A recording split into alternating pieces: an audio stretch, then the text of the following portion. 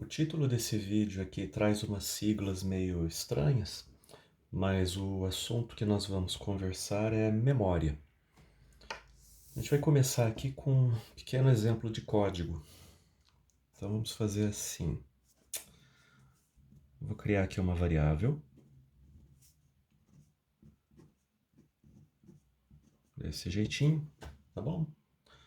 Um array aí array, vetor, de 10 posições, uma string, né? E depois a gente vai ler alguma coisa do teclado e guardar lá. Então vamos usar uma antiga função da linguagem C, que é essa aqui, gets, tá? C++. Agora eu vou dar uma olhadinha dentro da memória. Vamos desenhar a memória aqui. Ops.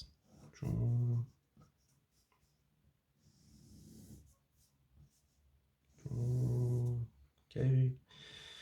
E vamos escrever uns endereços. Endereço 0, endereço 1, né? E por aí vai. Tá bom. Vamos supor que quando isso aqui foi carregado na memória, só para o nosso exemplo aqui, tá? E de repente a string caiu bem nesse ponto aqui. Começa lá no endereço 3, tá bom?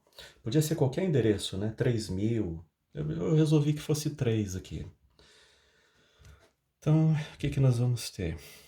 Esse índice 0, depois endereço 4, esse índice 1, etc, etc, etc, né? Que a gente já conhece. Vamos colocar uns espacinhos aqui, tá bem assim? Jóia. Pois bem, aqui a gente vai ter espaço para guardar 10 caracteres, né? Então a pessoa pode ir lá no teclado, digitar 10 letrinhas e apertar Enter, certo? Não, errado. Por que que tá errado? Para e pensa um pouquinho. É para fazer pausa no vídeo, para parar mesmo. Tenta responder antes que eu dê a resposta. Pausa o vídeo aí agora. Vamos lá. Se você não pausou o vídeo, você está perdendo uma oportunidade de verificar aquilo que você conhece, ou melhor ainda, aquilo que você acha que conhece da linguagem, tá? Vou repetir de novo alguma coisa que eu digo em vários vídeos. Você ficar sentado só recebendo informação de um jeito passivo é muito ruim para aprender alguma coisa de verdade, né? Você tem que correr o risco de errar para poder retificar o que você tem aí dentro da tua cabeça. Então vamos lá. Eu falei que não tem 10 caracteres aqui. Pois bem, as strings em linguagem C são conhecidas como strings ASCII-Z, né? A gente escreve isso mais ou menos assim, é uma gíria de programador C, vamos dizer. ASCII vem de caractere ASCII mesmo, né? Você conhece. Então, letra A é 65, letra B é 66, né? Etc, etc. O caractere 0, vamos chamar assim, o símbolo 0 é 48 e por aí vai.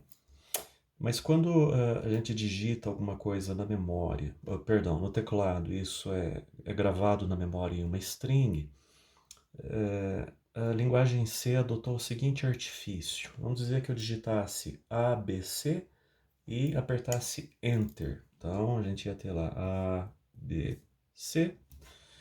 E aí nós temos uma marca de fim de string. Vem um caractere, perdão, caractere não, um byte 0, 0 de 0 mesmo, né? Escrito aqui na memória. E é daí que vem esse nomezinho aqui, ASCII-Z. Quando a gente vê coisas escritas em C, como por exemplo, aqui aspas, não é apóstrofo, né? Aspas, contra barra 0.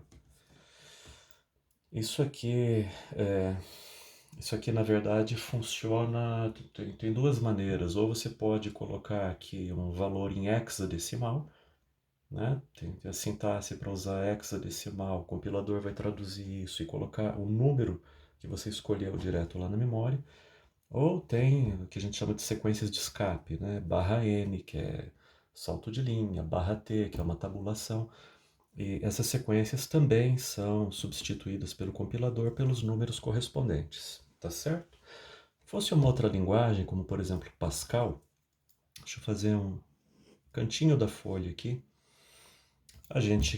Nós que somos programadores, a gente tem que conhecer essas coisas, né? Não adianta você ser motorista de carro e só dirigir uma marca. Você não conhece nada sobre os outros. Então, estranho um programador que não estuda mais, que não procura além da sala de aula. Então, vamos lá, Pascal. Aí você procura em documentação, fuça na internet, você descobre essas coisas. Pascal opta por uma coisa diferente. Quando nós gravamos alguma coisa na memória, o primeiro byte, que seria, digamos assim, o S índice 0, guarda um contador.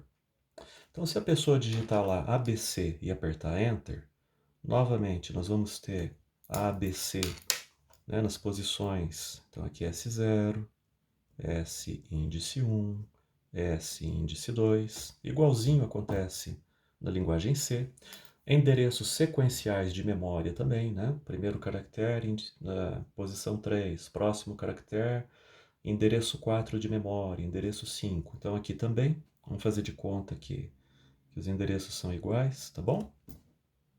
Mas a diferença de Pascal é que se a gente tiver lixo de memória aqui no final, Z, 4, Y, esse lixo fica, né? Já a partir dessa posição é lixo. E em Pascal nós sabemos que string tem comprimento 3 porque isso é marcado neste primeiro byte aqui, tá? Então Pascal optou por esta solução. Em linguagem C, os projetistas da linguagem, que foram o Kernighan e Rich, dois programadores lá do Unix, adotaram uma marca de fim, tá bom? Essa parte da marca de fim você já devia conhecer de programação. Se for novidade, leia mais de programação para a gente não travar aqui na disciplina de SO com conteúdo que é pré-requisito, tá bom? Então, feito, eu tenho aqui uma string com capacidade de armazenar 9 caracteres, a gente lê uma coisa do teclado e fica com essa estrutura aqui. Joia, até aí. Vou contar mais uma curiosidade científica aí de linguagem C, que é a seguinte. Bom, o óbvio, né? Cada incremento de índice aqui é um incremento de posição de memória também.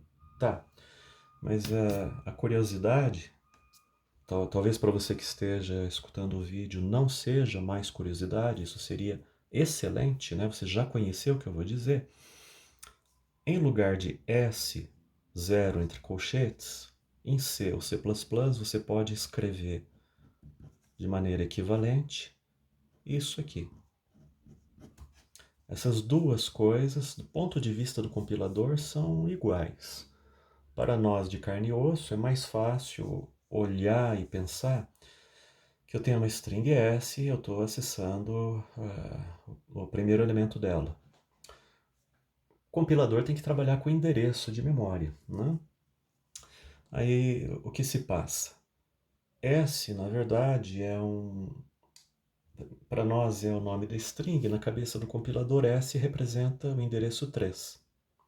S1 representa o endereço 4, e assim por diante. Então, quando o compilador encontra isso no código, ele traduz por um cálculo, que é endereço inicial da variável mais o índice. Próximo, endereço inicial da variável, no caso é 3, mais o índice, passou para 4. Próximo, você já entendeu, fazer só mais um. Endereço da variável, que é 3, mais um índice. E a gente chega em 5, ok? Então, nos teus programas aí C, C++, você pode substituir essas duas coisas aqui, tá? A gosto, porque elas são equivalentes. Vamos seguir em frente. Pronto. Agora, nós vamos fazer diferente. Eu vou começar escrevendo aqui um trechinho de código. E o trecho de código que eu vou fazer vai ser esse aqui. Então nós temos, char S, 10 posições. Depois eu tenho aqui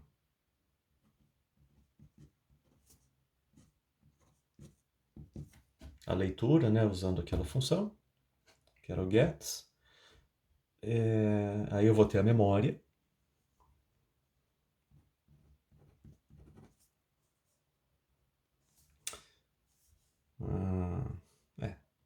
Vamos fazer assim mesmo.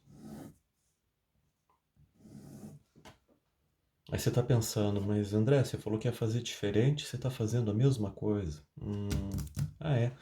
Então vamos fazer assim, eu vou colocar isso aqui agora dentro de uma função também.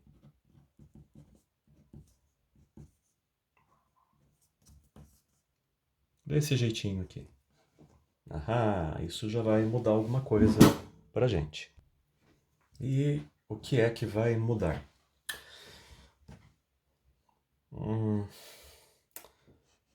Detalhe aqui, como que isso vai funcionar quando eu ativar a função f, tá? Então as coisas começam da seguinte maneira, que a gente vai revisar algo que já foi visto anteriormente. Nós chamamos a função f e, em consequência disso, nós vamos ter guardado o endereço de retorno da chamada, não é? Então a gente vai ter a pilha de execução aqui agora. Eu vou desenhar a pilha, vamos fazer ela em vermelho. Vamos dizer que ela está aqui por esse ponto da memória e cresce nesse sentido, tá? Então a primeira coisa que a gente vai ter, endereço de retorno. Vou escrever aqui, endereço e um Rzinho, tá bom? Então guardo o endereço de retorno lá na pilha. Joia. Entra na função, o que a função faz? Aloca as suas variáveis locais. Então essa pilha aqui vai subir mais um pouco, né? Vai ter que abrir mais espaço aqui, com 10 posições. Estou desenhando meio fora de escala, mas tudo bem. Então aqui vai subir 10 espaços para a gente poder guardar a variável, ok? E a mecânica de cálculo, a mecânica de armazenamento, é óbvio que tem que ser a mesma mecânica anterior, tá? S índice 0 está guardado na memória, S índice 1 é o caractere seguinte, S índice 2 é o próximo. Então a gente vem armazenando da mesma forma aqui, né? Não tem sentido fazer diferente. Como é que o compilador, como é que o código iria trabalhar um array armazenado em uma sequência uma hora e em outra sequência depois? Não, não dá. Então aqui a gente vai ter S índice 0, S índice 1, S índice 2 e assim por diante. Tá bom? Então, a mesma ideia. Mesma coisa que a gente estava vendo antes, salvo que agora eu estou dizendo para você que nós estamos na pilha, chamei a função f, tenho o endereço de retorno e paf, depois a gente teve string ali. Feito até aqui. Agora vem assim a grande pergunta para nós pensarmos. Como que funciona isso aqui? Porque é um detalhe que eu não tinha comentado antes. A gente pode voltar aqui nesse desenho anterior. Então são os tais 10 caracteres lá que eu falei, mas suponha que o usuário não soubesse que eram 10 caracteres e ele resolve digitar mais. Isso acontece às vezes no formulário na internet ou no programa, né? E o campo não está muito claro quantos caracteres tem. Aí o sujeito sai lá e pá, digita mais do que devia. Então, como que é o comportamento nessa situação que eu estou mostrando para você, tá? De novo, pausa o vídeo e pensa na tua resposta, o que acontece aqui no programa, no assembly, essa coisa toda, tá? Se a pessoa resolver digitar uma coisa assim que não tem espaço que o programador alocou, afinal de contas. O que o programa faz? Como que o compilador faz? Pause o vídeo agora. Fez a pausa? Aqui nós vamos para a resposta, então. Caso a gente tivesse criado uma string aí com 10 posições e o nosso usuário de repente tivesse um arrobo de inspiração e decidisse fazer uma poesia, né? Saísse escrevendo um monte de coisa. Então, ele vai digitar os caracteres, né? Lógico, no teclado, vai apertar lá a tecla Enter. Esses caracteres todos são lidos ali pelo sistema operacional numa região de memória e depois o sistema operacional transfere para o programa, né? É uma operação que acontece em 2 passos, tá? Então a gente vai ter aquele rio de caracteres e essa função get vai trazer isso desse espaço interno aí do SO para o programa. Quando a função get faz isso, então ela vai lá e começa letrinha A, letrinha B, letrinha C, letrinha D, letrinha E. A função get vai lendo. E na implementação da função get, ela guarda um sinal de enter, ela guarda um sinal de fim. A função get vai simplesmente encher isso aqui sem parar. Pergunta: como assim? Por que a função get vai encher isso aqui sem parar? Eu falei que eram 10 caracteres. Pausa o vídeo de novo e pensa nisso. Eu estou afirmando para você que a função get não vai se importar, tá? Ela vai sair lendo toda a poesia aqui. Eu vou dizer mais, não tem como a função get se importar. Ela realmente não está nem aí se você digitar um livro inteiro. Por quê? Mais uma vez, pausa o vídeo, eu quero essa resposta sua. Pois bem, o que acontece? Qual é o parâmetro da função get? Lembra, é o endereço da string, que está aqui, ó. No nosso exemplo era 3. O que o get está recebendo é 3. Então, a única coisa que a função get sabe é que ela deve trazer os caracteres que foram lidos lá pelo teclado para a posição 3, depois para a posição 4, depois para a posição 5 e assim por diante. A função get não sabe que esse espaço de memória é de tamanho 10. O sistema operacional sabe menos ainda, ninguém avisou o sistema operacional. char S10 é simplesmente uma declaração que você fez dentro do código, que eu fiz dentro do código, e que avisa ao programa para abrir esse espaço de tamanho 10. Tá claro isso? O sistema operacional não sabe disso, a função também não. Então, se você digitar uma poesia, está aqui a tua poesia inteira na memória, certo? Qual que vai ser a consequência disso? Enfim, você pode ver um travamento do teu programa. Se a gente tiver outras variáveis aqui em volta, imagina que antes do char s eu tivesse declarado int n, após o char s eu tivesse declarado int z. Então, se essas coisas forem guardadas na memória, na mesma disposição que foram colocadas no programa, a gente vai ficar meio rabiscado, mas você está acompanhando, né? Nesse espaço aqui, nós teríamos a variável n, no outro espaço teria a variável z, uma das duas aí ia ser sobreposta, a gente ia estragar uma variável, certo? Mais um motivo aí para o programa explodir, né? E no outro caso lá da função, aqui eu estou considerando talvez uma variável global, mas o que acontece com uma variável local, uma variável declarada na função, se a gente causasse esse problema aqui, ou seja, eu tenho uma string e eu leio mais caracteres do que eu devia. Sabe a resposta? Lembra do outro desenho que nós fizemos? Os caracteres vão sendo lidos em sequência. A gente vai escrevendo a memória nesse sentido que eu estou rabiscando a folha de papel. E voilá! Pronto, você já entendeu.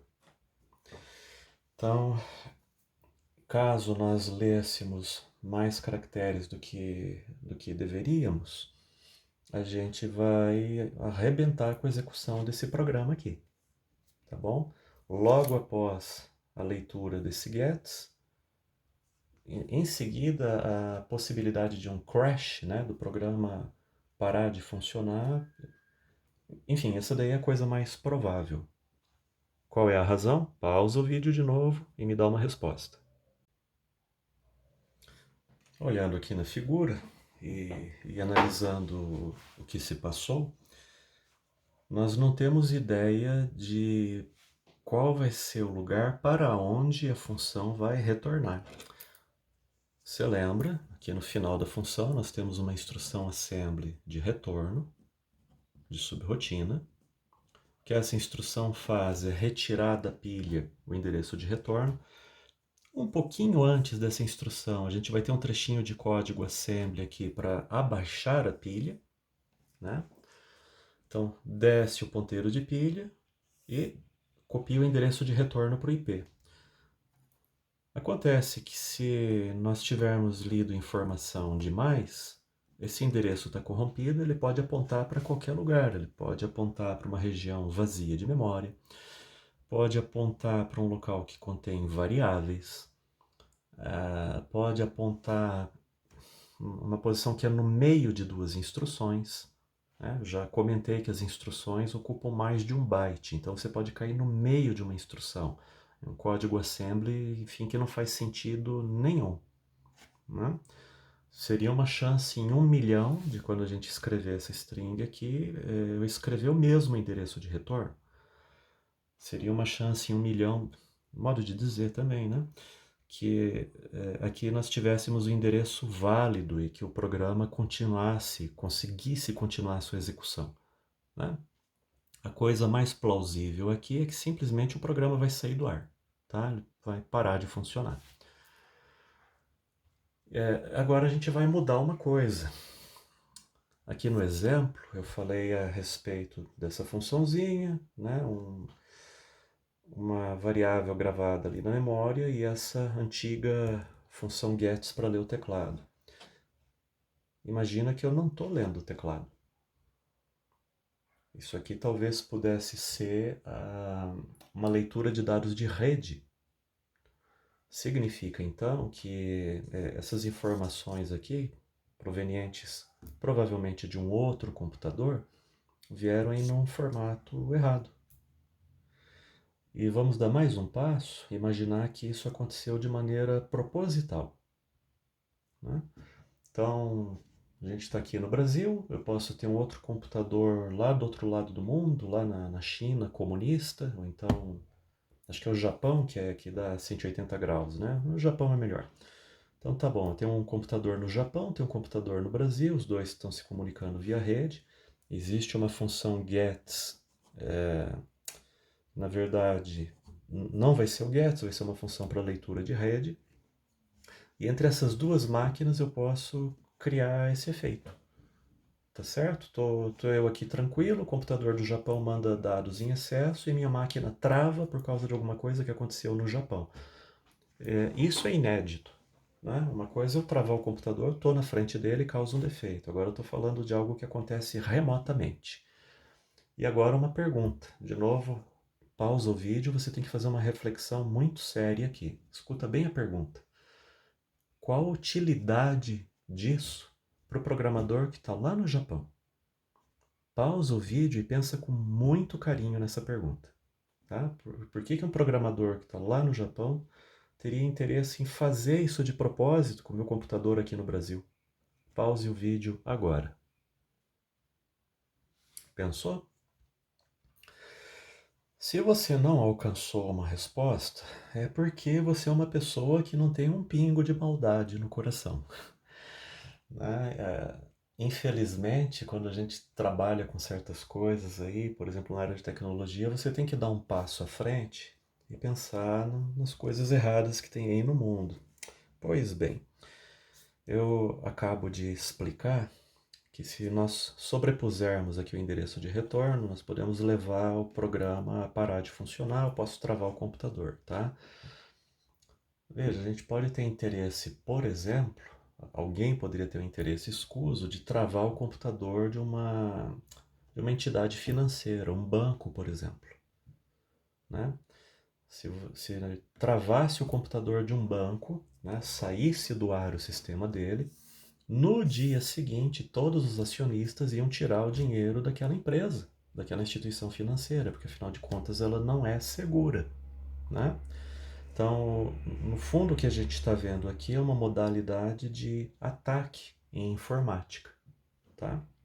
Alguém propositalmente pode querer derrubar uma instituição financeira, pode querer mostrar fragilidade, talvez, em um órgão governamental, né?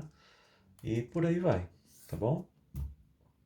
Mas a gente pode fazer algo pior ainda do que escrever uma poesia e mandar ela pela internet. O que nós poderíamos fazer de mais grave ao invés de mandar uma poesia para um computador remoto? Outra vez, pausa o vídeo e dá uma resposta, tá? Agora a gente começa a entrar um pouquinho mais técnico na coisa. Pausa o vídeo. O que poderia ser pior se nós estamos tratando de computador e injetando dados que não devíamos, né? Pior do que escrever uma poesia aqui dentro seria escrever um vírus, tá bom? Então imagina agora um ataque remoto. Eu estou em outro país, né? 2 países distantes, milhares de quilômetros separando eles, e a gente consegue injetar um vírus numa outra máquina. Então perceba a gravidade da coisa com a qual nós estamos lidando aqui. Se a gente conseguir fazer isso então, né, ao invés de digitar bytes quaisquer ali, eu envio aqui código de um vírus. Do jeito que está desenhado aqui nessa folha de papel, tá? Injetei o código do vírus, a máquina lá do outro lado recebeu, terminou essa função gets aqui, entre aspas. Do jeito que está aqui, o que acontece na sequência, né? Eu sei que o vídeo hoje está cheio de perguntas, mas é proposital. Vai acompanhando, vai pausando o vídeo e respondendo. Do jeito que está desenhado aqui, injetei o vírus, o que vai acontecer com o computador? Pausa e responda. Olha, uma resposta possível sua seria assim, seria uma resposta bacana. Olha, André, o computador vai travar, mas o vírus não vai funcionar. Consegue ver aqui por que o vírus não vai ser ativado? Você digitou código, ou melhor, você injetou código na máquina remota. Mas quem disse que a CPU vai executar esse código aqui? A CPU está executando a função. Terminou de ler, né? Carregou a memória de tranqueira aqui, vai pegar o endereço de retorno, vai tomar alguma coisa que está aqui, sabe lá para onde que isso aqui aponta, e a gente desvia. Não tem nada mostrando aqui que o vírus vai ser executado. Para executar o vídeo, o que a gente precisa fazer? A gente precisa garantir que esse endereço de retorno que está colocado aqui seja modificado pelo atacante de forma que ele aponte para o vírus em si, né? Aqui a gente só tem 10 posições, provavelmente a pessoa ia escrever aqui 10 besteiras qualquer, escrever o endereço e aqui embaixo poderia vir o código do vírus. Aqui tem espaço, né, sobrando. Então, precisaria talvez de algo assim, ó, né? Modificar esse endereço apontando para o código. Se nós conseguirmos fazer isso remotamente, aí o ataque está completo, certo? Função carrega esse código remoto. Aqui tem o trechinho de código que remove as variáveis locais, quer dizer, abaixa o ponteiro de pilha. Instrução de retorno. A instrução de retorno recupera esse endereço que foi adulterado, que aponta para a continuação da pilha, onde está o código do vírus. Ou seja, ao invés da função F retornar para onde foi chamada, a função F vai desviar para dentro do vírus e executar o vírus. Pronto, remotamente a gente pode acabar conseguindo controle de um outro computador, tá? Isso aqui é conhecido, vamos escrever o nome aqui no canto, como ataque de buffer overflow, tá? O nome é autoexplicativo, né? Isso é feito por um agente externo mal intencionado. Buffer, qualquer região de memória utilizada aí para gravar uma certa quantidade de dados. Nós vamos injetar mais dados do que devíamos, né? Daí a palavra overflow, sobrepõe o endereço e o resto da história você já conhece. Vou continuar aqui contando mais uns detalhes para vocês. Esse aqui é um ataque muito perigoso, você já entendeu por quê. É um ataque bastante comum, eu diria, mas ao mesmo tempo muito difícil de realizar. A gente vai entender a razão disso na sequência da nossa conversa aqui. Mas eu insisto que é muito comum, tá? Se você procurar na internet, você vai ver relatos, descrições técnicas. Tem esse ataque aqui na Apple, né, nos telefones da Apple, tem esse ataque nos computadores da Apple, iPhone, lembrei o nome, né? iPhone sofre, você fala de segurança? Sim. Android sofre? Sim. Windows? Sim. Linux? Sim. Todo mundo tem uma história para contar, procura aí na internet, ataque assim, assim, tal software. E a coisa continua existindo, tá bom? Mas a gente vai ver maneiras de amenizar aí. Apesar disso, o ataque é difícil. As pessoas continuam explorando, porque é um vetor de entrada. Quando a gente encontra uma porta desse gênero aqui, sempre existe a tentativa de vencer a barreira.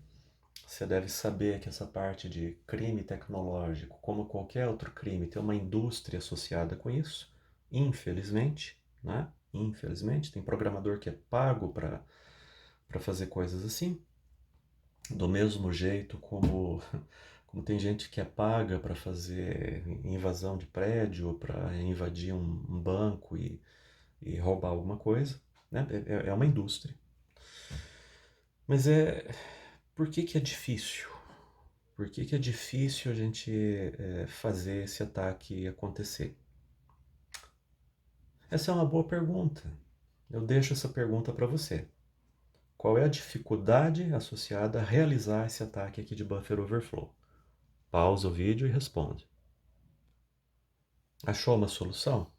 Vamos comparar o que você pensou com o que eu vou dizer. Por que é difícil realizar o ataque de buffer overflow? Na resposta, na verdade, perdão, a resposta tá bem na cara da gente aqui, tá bom? Bem na cara, porque é o seguinte, o ataque está desenhado aqui na nossa frente, né? O mecanismo está bem aqui. Olha para a função f, tá? O que acontece se essa função f foi chamada por uma função g? Significa que aqui embaixo na pilha nós temos um outro registro de ativação. O que acontece se a função g foi chamada por uma função h? Vai ter um outro registro de ativação, e assim sucessivamente. Só que a função f pode ser invocada de qualquer ponto do programa, certo? Isso significa, então, que o registro de ativação de f pode estar em qualquer posição na memória, mais para cima ou mais para baixo na pilha. Isso é natural da execução do programa. Se coloca agora na posição do atacante. Como que a gente vai resolver este endereço aqui? Né? Ficou bem claro agora que para nós determinarmos o endereço que vai fazer a ativação do código que foi injetado na memória, a gente tem que saber a localização do registro de ativação na memória. Isso é muito difícil, né? Nesse exemplo que eu desenhei, vamos fazer de conta que esta posição, que eu estou indicando com uma flecha, vamos fazer de conta que seja o endereço 1000. Então, quando nós modificarmos aqui o conteúdo da memória, eu vou ter que injetar aqui o endereço 1001 para poder garantir que o nosso código assembly aqui vai ser disparado. Mas eu estou fazendo a execução desse programa aqui outro dia, e eventualmente, no lugar do endereço 1000, isso aqui podia ser endereço 1500. Tá, então aqui teria que ser 1501. E como é que você vai adivinhar isso do lado de fora? Né? Você está atacando... Alguém está atacando um computador que está muito distante e tal. Bom, então aí começam as dificuldades, né? Aí tem as maneiras para tentar tratar isso. O atacante pode tentar montar uma máquina virtual e ficar fazendo ataques nessa máquina virtual. Ele pode tentar angariar informação a respeito da instalação alvo, saber quais são os softwares e os sistemas que estão instalados lá e duplicar isso. No passado, eu diria que era um pouco mais simples fazer, né? Passado aí uns 20 anos atrás. Existia até na internet informação a respeito do computador, né? Você manda um pacote de rede interrogando, ele responde com uma descrição de hardware. Hoje não existe mais. Mas enfim, note então que é complicado, né? Outra maneira é fazer por tentativa e erro. Gera um laço for, tenta o ataque, não deu certo, muda o endereço. Tenta o ataque, não deu certo, muda o endereço. E sai para tomar um cafezinho. E se o ataque for bem sucedido e o vírus for ativado, ele manda, por exemplo, um ping de retorno aqui dizendo: ó, eu entrei, tá? Então pronto, a gente tem uma situação muito delicada. Mais do que travar um computador, nós conseguimos controle desse computador.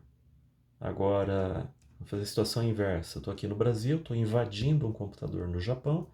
Eu não estou fazendo o computador lá no Japão parar de funcionar. Eu estou controlando esse computador lá no Japão. Né? Eu rodei código aqui dentro. Eu começo a examinar o que tem lá dentro. Vou dar uma olhada no disco rígido. Vou começar a fazer estripulias assim. Recorda, se a gente voltar aí uns 20 anos no tempo, a gente pode pensar em máquinas que não tinham as proteções que nós dispomos, das quais nós dispomos hoje, tá bom? Então, entrou no computador, abriu e começa a mexer lá dentro. Tá, a gente tem que fazer alguma coisa a respeito. Desse ponto aí para frente no vídeo, nós vamos analisar como que a gente trata toda essa situação aqui, como que a gente consegue conter o ataque, né? Em resumo, o que aconteceu até o momento. A gente tem que ter... Então, deixa eu revisar um pouquinho antes de nós continuarmos o vídeo. Nós precisamos de alguma coisa parecida com esse código aqui, né? Então, uma variável na memória e uma leitura de dados em que corra o risco de ultrapassar o tamanho, né, daquela variável, a capacidade de sobrepor esse endereço de retorno com o número que a gente escolhe e ativar o código de um vírus. A gente precisa de soluções para evitar isso.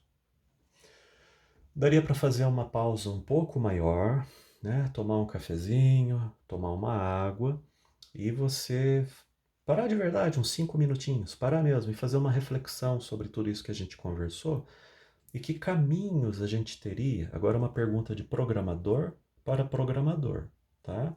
Que caminhos a gente teria para bloquear o ataque que está acontecendo aqui, né? Só não vale procurar na internet, é para a gente pensar, porque na sequência do vídeo nós conversaremos a respeito. Bom, então, sugestão de fazer uma pausa aí de uns 5 minutos, respirar e pensar um pouquinho a respeito. E daí a gente continua. Pronto, fez a sua pausa aí? Vamos pensar então no problema. Como que a gente consegue evitar esse ataque de buffer overflow? Como que nós conseguimos nos proteger dele? Nós vamos ver aqui uma sequência de possibilidades, tá? E a primeira delas, a primeira barreira de proteção da qual nós podemos dispor é o programador, né? É a pessoa que fez o código e ali na escrita do código a gente pode pensar em uma maneira diferente de trabalhar. Vou colocar de novo o código aqui, que nós utilizamos de exemplo até o momento, que é assim. Uma funçãozinha f qualquer, dentro de f a gente cria um espaço aí, e depois nós fazemos uma leitura de dados, e eu estou continuando a pensar nessa função gets aqui. Essa função gets deixou de existir, né, no compilador de C. Eu não recordo exatamente qual foi a versão, mas durante muito e muito tempo a função existia, estava disponível aí. A linguagem C foi criada mais ou menos ali em 1970 e durante muitas décadas, né, ninguém se importou muito. A gente talvez vivesse num mundo até mais tranquilo do que vive hoje, né? É proibido dizer X porque o X já pode ser interpretado, patrulhado, etc. A internet está cheia de coisas ruins acontecendo. Enfim, o mundo de hoje não é o mundo de 1970, né? As coisas estão complicadas, digamos assim. E daí a gente tem essa funçãozinha, né? Atravessou os anos 70, atravessou os anos 80, e tudo bem. Hoje nós não podemos usá-la mais. A razão você já sabe. Ela não tem proteção nenhuma para esse ataque de buffer overflow, né? Como que o programador poderia fazer diferente? Então a gente vem para, né, uma nova situação aqui seria a seguinte. Vamos reescrever a função. Void f. Aqui um buffer, aí o tamanho que você desejar. Mas no lugar de gets, a gente faz uma coisa bem simples, eu diria. A gente vai usar aqui getChar para ler um único caractere. Aí eu passo para a função o endereço do caractere que eu desejo e faço um laço. Resolvido o problema, né? Porque aqui no controle do laço a gente garante que nunca vai exceder o espaço disponível. Perfeito? E evidente, se nós formos usar isso aqui muitas vezes no programa, a gente transforma isso aqui numa subrotina que tem um parâmetro adicional, que é o comprimento do buffer. Voilá, fim, resolvido, né? A gente não precisa nem escrever uma rotina dessas, tem um outro caminho. No lugar do gets, nós podemos usar fgets, por motivos que vão ficar mais claros na sequência do curso de sistemas operacionais. Esse F aqui vem de file, então no fundo serve para ler arquivos, mas é multipurpose, né? Múltiplas utilidades. A gente consegue ler o teclado também usando isso aqui. E um dos parâmetros dessa função é o tamanho do buffer disponível, tá? Então tá aqui, essa é a primeira solução, vamos destacar aqui. Primeira solução, programador, ou seja, eu vou trabalhar no código-fonte e varrer desse código-fonte todas aquelas coisas que estão deixando ele frágil, né, tornando possível esse ataque acontecer. Sempre eu consigo usar essa solução? Não, eu não consigo usar sempre essa solução e por N razões. A gente pode ter uma quantidade de código muito grande, talvez fazer a inspeção desse código aí não seja viável e alguma coisa escorregue aí em algum cantinho.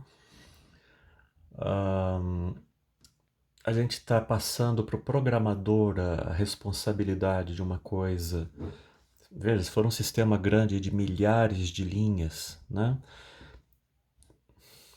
Sempre garantir que o código vai estar perfeito. Você que é programador e está me ouvindo, você sabe da dificuldade disso, tá? Então a gente continua tendo um ponto fraco aqui. Então, beleza, código-fonte é a primeira solução, trocar as funções, etc. Mas a gente não tem plena garantia. Então vamos pensar numa segunda barreira de proteção para nos livrarmos desse tal ataque de buffer overflow. Para a nossa segunda barreira de proteção, a gente vai fazer o seguinte. Vou começar com o desenho aqui.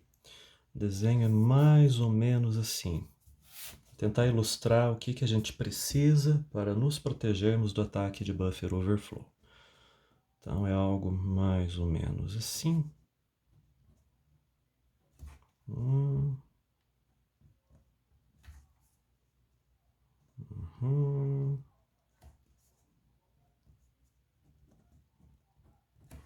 Aqui.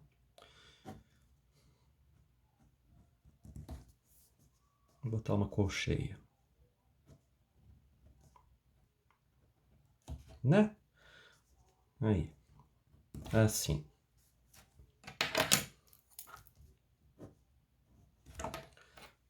E só falta uma coisa. Para proteção do ataque do buffer overflow. Que é isso aqui. A gaiola bem apertada, né? A gaiola já é ruim. Faz bem apertada, que daí que fica bom mesmo. Tá aí. Aí vocês estão pensando, peraí, acho que eu tô no vídeo errado, né? Não, não tá no vídeo errado, não. A gente tá falando de uma coisa aí que é conhecida como canários. Eu vou botar a palavra aqui, do jeito que as pessoas mencionam em inglês, e já já vai fazer sentido para você.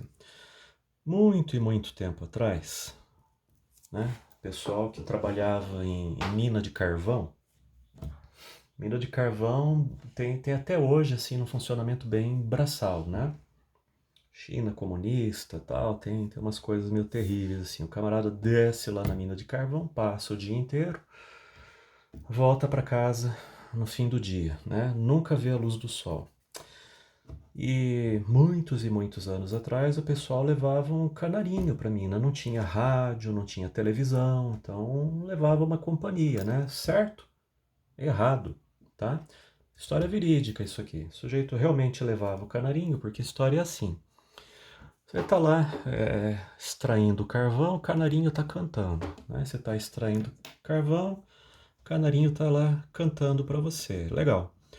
A hora que esse canarinho aqui parar de cantar, é hora de você correr, porque tem alguma coisa errada acontecendo. Provavelmente tem um vazamento de gás e você não deve ficar mais ali. Ao invés de canário, a gente podia pensar então na palavra sentinela. Essa é a segunda barreira de proteção que nós vamos utilizar contra o ataque de buffer overflow. Você vai fazer uma pausa no vídeo, pensar nos desenhos anteriores. Eu espero que você esteja fazendo rabisco seu também no caderno, porque ficar assistindo o vídeo de braço cruzado não é a melhor maneira de estudar. Então analisa os desenhos anteriores e anotações tuas e pensa assim, como que uma sentinela encaixa nessa história? Pausa o vídeo agora. Pensou? Vou mostrar a ideia aqui. Nós temos que fazer um diagrama novamente do ponto central em que o ataque acontece. Então nós temos aqui um trecho da memória RAM. Dentro desse trecho nós vamos ter a pilha, que começa, digamos, nesse ponto aqui. Aí a gente tinha lá um endereço de retorno, certo? Tá. Então, endereço de retorno. Depois vem o buffer em si, o string, ou seja lá o que for. E aquele aquela espécie de gancho, e assim mesmo que a gente chama em computação, é um hook, o desvio do endereço de retorno para dentro da própria região de pilha, tá? Todo esse espaço aqui, eu vou colocar dessa maneira. Todo esse espaço aqui a gente imagina que seja o stack deste programa. Lembra que eu posso ter várias funções com várias chamadas, né? E lá no meio dessa coisa toda, eu tenho isso aqui que é a função que está ativa e que vai sofrer o problema. Tá. O que acontece? Quando o ataque é executado, a gente sabe que vai existir aqui uma escrita de dados ultrapassando o que era esperado, sobrepondo o endereço de retorno e estragando o conteúdo aqui debaixo da pilha.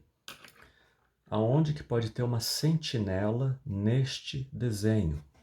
Ora, a sentinela pode estar bem aqui. Esse espaço que eu estou marcando agora aqui, com a cor preta,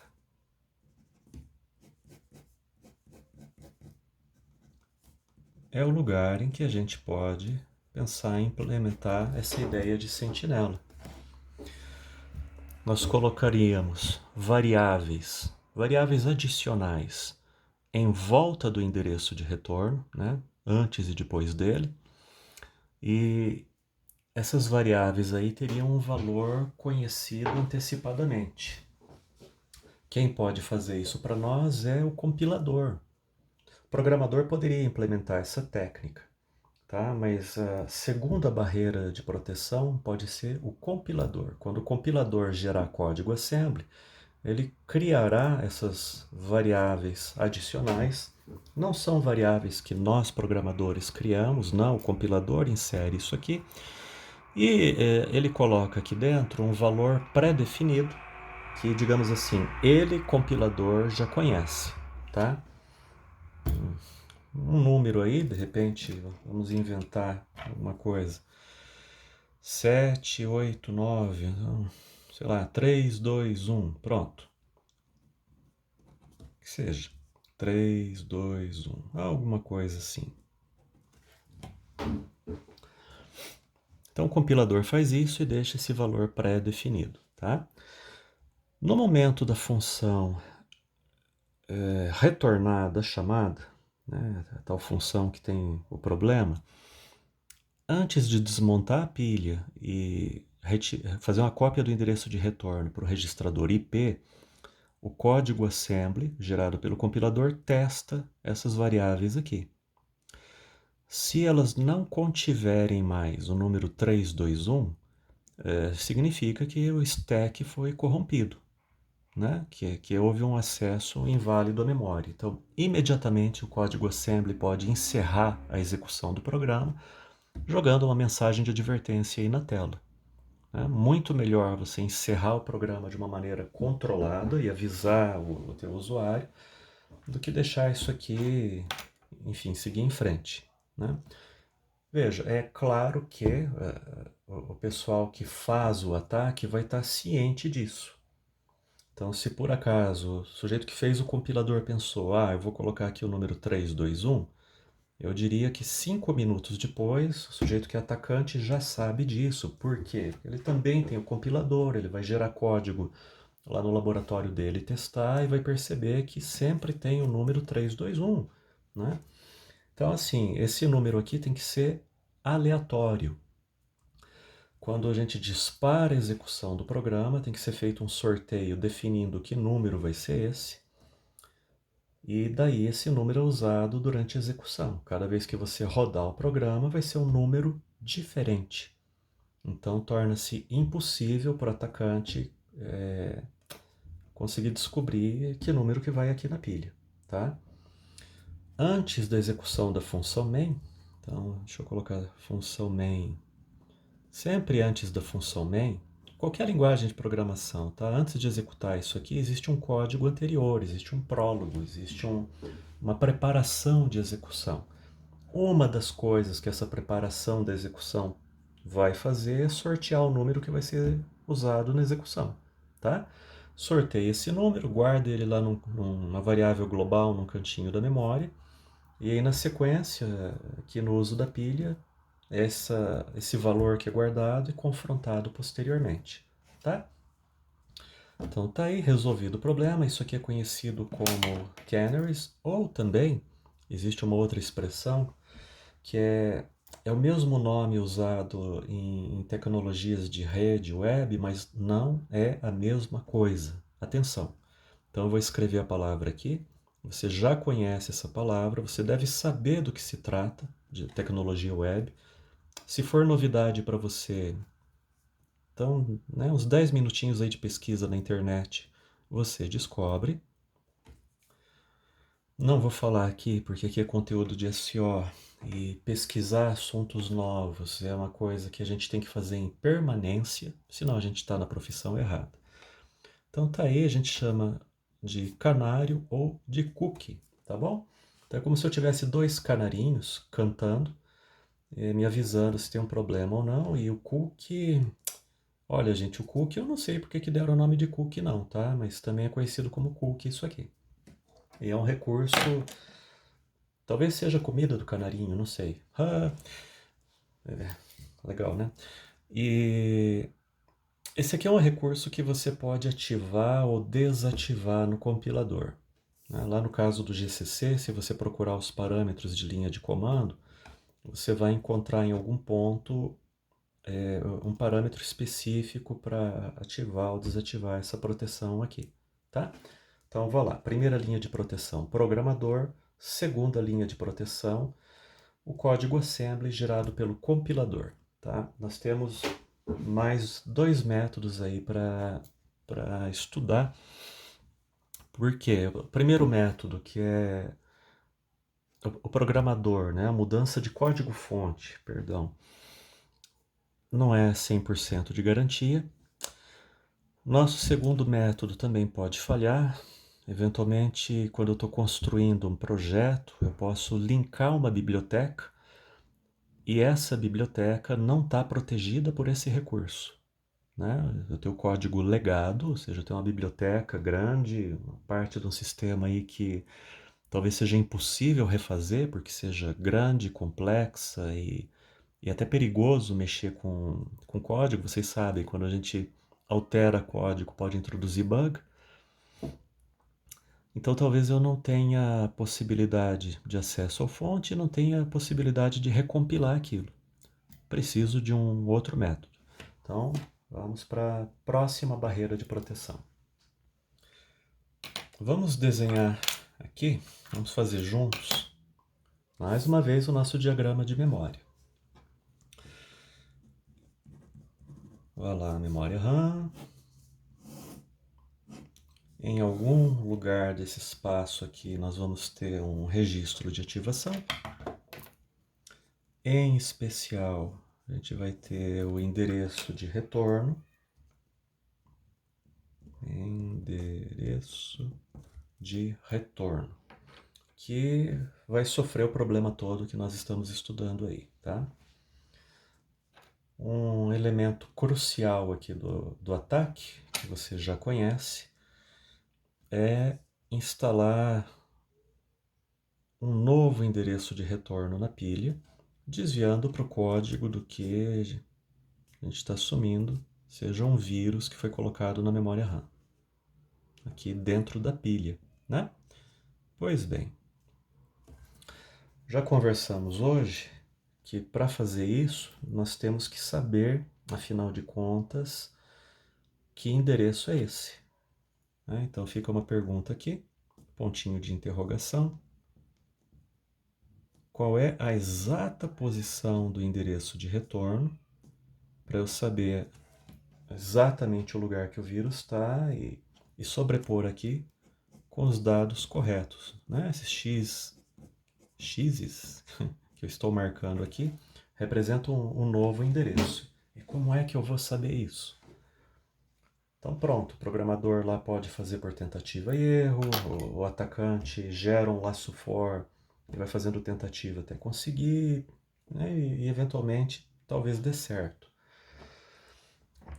Veja, fazer tentativa e erro tem um porém, né? Porque cada vez que a gente errar o endereço aqui, a máquina-alvo vai parar de funcionar, certo? Já explicamos isso hoje. A gente não quer que a máquina pare de funcionar, eu quero ativar um vírus.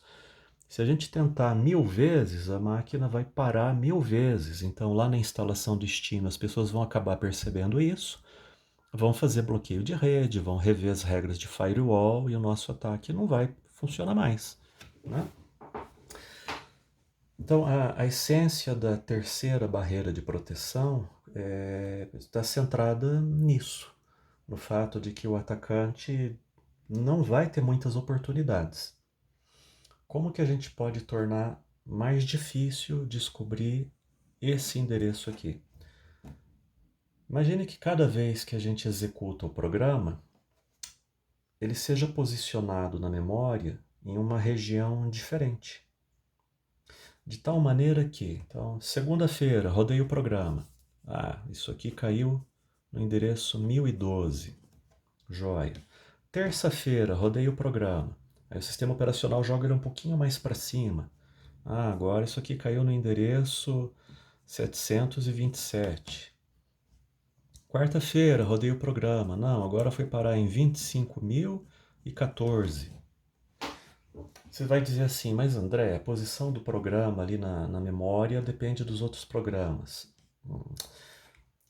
Mas o sistema operacional tem a opção de trocar isso de lugar, né? Pior ainda, ele tem a opção de trocar a pilha de lugar. Se você pensou lá no base limite e no fato que o registrador base limite, de uma certa maneira, anula essa questão da relocação, você pensou correto, né? Quando a gente bota aqui o registrador base, quando coloca o registrador limite, do ponto de vista do programa, aqui sempre vai ser endereço zero. Você deve lembrar disso, né? Se não, revisa o conteúdo anterior. Então, colocou base limite, aqui sempre é endereço zero. Tá bom. Mas o sistema operacional pode colocar a pilha num lugar um pouquinho diferente. Dentro desse espaço base limite, a gente pode fazer um espaço grande, e na verdade é isso que acontece, esse espaço aqui é grande. O programa pode escorregar um pouco para cima e para baixo, a pilha pode escorregar um pouco para cima e para baixo, de maneira que a cada vez que esse programa rodar, esse ponto de interrogação vai ter uma resposta diferente. Para o atacante, a situação se torna mais difícil ainda, né? Porque se você vai... Você já não pode fazer muito ataque, como eu expliquei, o pessoal ali ia perceber e ia bloquear na internet. E além disso, você corre um risco, por exemplo, a gente faz um ataque hoje, tentou o endereço 1012 e não deu certo. Eu não posso descartar o endereço 1012 porque amanhã talvez a pilha caia no endereço 1012, porque o sistema operacional vai fazer essas coisas mudarem de lugar propositalmente, né? Percebe então que a vida do atacante fica bem difícil. A terceira barreira de proteção, então, é criada pelo sistema operacional, e essa barreira consiste em sortear a posição da pilha, sortear a posição do programa, sortear a posição até das variáveis globais. Sem esse recurso, o espaço entre base e limite está sempre organizado do mesmo jeito. Programa no endereço zero, a pilha aqui no final, né? Na verdade a pilha cresce do endereço, você já viu aí na aula de hoje, né? Ela cresce de baixo para cima. Então, normalmente, programa no início, pilha bem colada no final. Com esta nova proteção, não é mais assim. A gente pode jogar o programa um pouquinho para baixo, pode jogar a pilha um pouquinho para cima e o atacante tem mais dificuldade de descobrir o endereço. O nome desse recurso, a gente conhece ele por uma sigla, que era para ser um S aqui. Eu pensei em uma coisa e escrevi outra. É address space layout randomization. Agora sim, vamos botar o nome aqui. Address space layout Randomization, tá bem? A sigla é meio que autoexplicativa. Address Space, então, é o espaço de endereçamento que eu reservei para o código. Entre o base e o limite é o espaço que o programa tem para funcionar, né? Do ponto de vista do programa, começa em 0, lembra da relocação? O programa acha que está no endereço 0 e vai até uma porção da memória aí. Layout, né? Disposição em português, aonde que eu coloco a pilha, onde eu coloco as variáveis globais e o código aqui dentro, tá? E randomization é randomization mesmo, quer dizer, o sistema operacional, depois que carregou o programa na memória, dá uma mexidinha aqui e voilà. Então essa foi a terceira maneira de nós resolvermos não, né? Criarmos obstáculos ao ataque. Vamos para a última maneira e daí a gente encerra esse conteúdo aqui. Mais uma forma então. Vamos fazer mais um desenho da memória. Vai ser um pouquinho diferente algumas coisas aqui. Começo é igual, memória RAM. Ela continua para cima, continua para baixo. No meio do caminho, vamos colocar aí o base e o limite que nós acabamos de mencionar. Base, limite. Vai lá. Na cabeça do programa, vamos dizer assim, tá? Dentro da imaginação dele, ele está num trecho de memória que começa em 0 e vai até o limite, tá bom? Tipicamente 2 GB de espaço num sistema de 32 bits e mais do que isso num sistema de 64. A gente vai falar mais disso depois em um assunto de memória virtual. Pode parecer estranho, né? Mas todo programa ganha, no sistema de 32 bits, todo programa ganha um espaço de 2 GB. Você vai dizer, mas eu não tenho tanta memória. Pois é, a gente resolve isso depois, tá? Com alguns truques aí do sistema operacional e do hardware. Mas vai lá. Nosso programa ganhou esse espaço do sistema operacional e o nosso programa acredita que está no endereço 0. Perfeito. Aqui dentro a gente vai ter que dispor aqueles elementos que já foram mencionados. Então, em algum lugar aí vai ter o código do programa. Vou colocar o código num canto aqui, código assembly que a gente carregou de um arquivo lá do SSD ou do HD. Aí tem outro lugar aí que tem variáveis globais, que tem as strings, que tem mensagens, não sei mais o que. Vai ter um outro ponto aí que tem a pilha de execução, né? Ou stack, vamos colocar assim. Stack ou pilha. Pronto, tá tudo aí dentro. Agora vai acontecer o seguinte. Vamos relembrar um desenho anterior, tá bem rabiscadinho, mas que é importante aqui, de novo, essa questão desse jump, né? A gente instala o endereço do vírus para poder executar o código do vírus. Tá ótimo. Vai ter uma coisa, eu pergunto para você, aonde está o vírus? Né? Então, volta para esse esquema aqui, e dentro desse espaço base-limite, se eu tivesse que apontar com a mão, o atacante colocou o vírus aonde? O atacante colocou o vírus dentro do código? Não, não foi. Isso aqui é o código do meu programa mesmo. Ele colocou dentro de uma variável global? De jeito nenhum. Do jeito que é estruturado aí o ataque, não foi, pelo menos não foi assim que a gente mostrou, né? Deixa até uma questão para você pensar. E aí a gente tem a pilha, que foi o que a gente estudou. Pois é, mas a pilha de execução, enquanto um programa normal está funcionando, contém 3 coisas pelo que nós já estudamos. A pilha pode ter endereço de retorno, a pilha pode ter as variáveis locais e a pilha pode ter parâmetro, né? Se a função tiver um valor de retorno, lembre que esse valor de retorno pode ser implementado como um parâmetro oculto, tá? Então, o que tem dentro da pilha? Vamos repetir? Endereço de retorno, variáveis locais e parâmetros, que também são variáveis locais, né? E o resultado de retorno, que é um resultado, também é uma variável. Pilha não tem código. Vou repetir essa frase, presta atenção. Pilha não tem código. Então, se ao longo da execução do programa, vamos agora desenhar a CPU aqui. Olha a CPU. Dentro da CPU nós temos o registradorzinho IP. É perfeitamente razoável o registrador IP apontar para a região de código do nosso programa e sair aqui trazendo as instruções para a CPU, né? Aponta, puxa a instrução, executa e tal. Tá tudo bem. Se esse registrador IP indicar um outro ponto da memória que não seja código, a gente tem algo muito errado acontecendo. Imagina o registrador IP indicando uma variável. Não faz sentido. Não faz sentido. O IP não pode mostrar uma variável. O IP tem que mostrar instruções. Tem que apontar instruções. Então, volta aqui.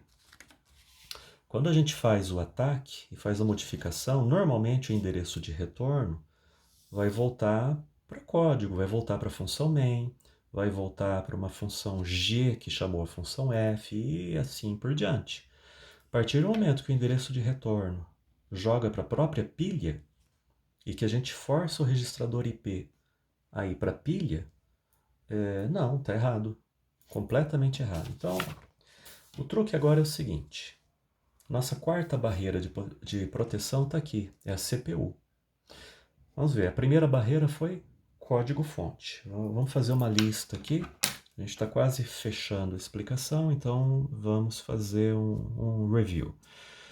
Primeira barreira de proteção, código-fonte. Não deu certo. Segunda barreira de proteção, compilador. Né? Eu abaixei o nível do programador, eu baixei para o código assembly. Ainda não deu certo. Terceira barreira de proteção, sistema operacional, nível mais baixo ainda, porque ele controla o código que roda na máquina. Quarta e última barreira de proteção, a gente abaixa mais ainda o nível de abstração, né? Eu estou me aproximando da eletrônica já. Aí a gente chega na CPU ou, se você quiser, né, o hardware, tá bom? E a gente vai fazer assim, nós vamos classificar regiões de memória. O que eu quero fazer? Imagina que a gente tivesse um spray de tinta e que eu pudesse pintar a memória. Então, lá onde tem código, eu vou pintar de azul. Pronto, pintei o código de azul. Ok? E as regiões que não tem código, eu vou pintar de preto, né? Eu não vou usar o vermelho. O vermelho é muito comunista. O resto aí da memória eu vou pintar de preto. Então, variável aqui eu pinto de preto, o stack eu pinto de preto também. Voilà. Apesar que as cores do Flamengo são vermelho e preto, né? Mas tudo bem. Tá bom. Então tá aí o código pintado de azul. Suponha, tá? Que a gente pintou a memória.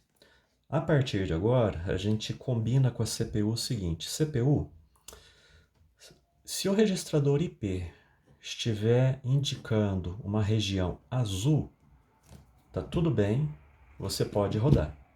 Se por acaso o registrador IP apontar para uma região de memória que está pintada de preto, interrompa a execução imediatamente. E é isso que vai acontecer. Né? Essa aqui é uma nova maneira de proteção, então, nossa barreira número 4.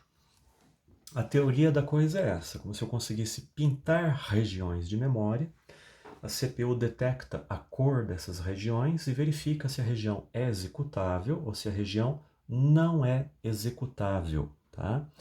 Então, aquele desvio, de novo, última vez. Esse desvio aqui, que vai forçar o registrador IP a cair dentro da pilha, significa forçar o registrador IP a cair numa região não executável. A própria CPU detecta isso. A gente chama isso de uma exceção. Então, a CPU interrompe o que está fazendo, chama o sistema operacional. O sistema operacional vai colocar uma mensagem na tela, né, dizendo esse programa executou alguma coisa errada e vai parar de funcionar. O sistema operacional varre o programa da memória, né, termina a execução dele, tira ele da memória e acabou a história aí. Ou seja, o ataque não foi bem sucedido. Ok? Vamos dar um nome para essa técnica? Depende um pouco aí do fabricante. Tem dois nomes, pelo menos. Às vezes eu já vi isso sendo chamado de DEP, que é a sigla para Data Execution Prevention. Prevenção contra a execução de dados. Você não pode executar dados, você pode executar código, certo? E tem um outro nome, a gente ouve falar em BitNX, né? Então assim, bit non execute. É um bit da CPU. Se esse bit estiver ligado ou se o bit estiver desligado, a CPU vai estar com essa proteção ativa ou com a proteção não ativa, tá bom? Então tem essas duas maneiras de chamar isso aqui. E daí você vai perguntar assim, tá, entendi, né? O conceito é bastante simples, mas como é que a gente faz para pintar a memória?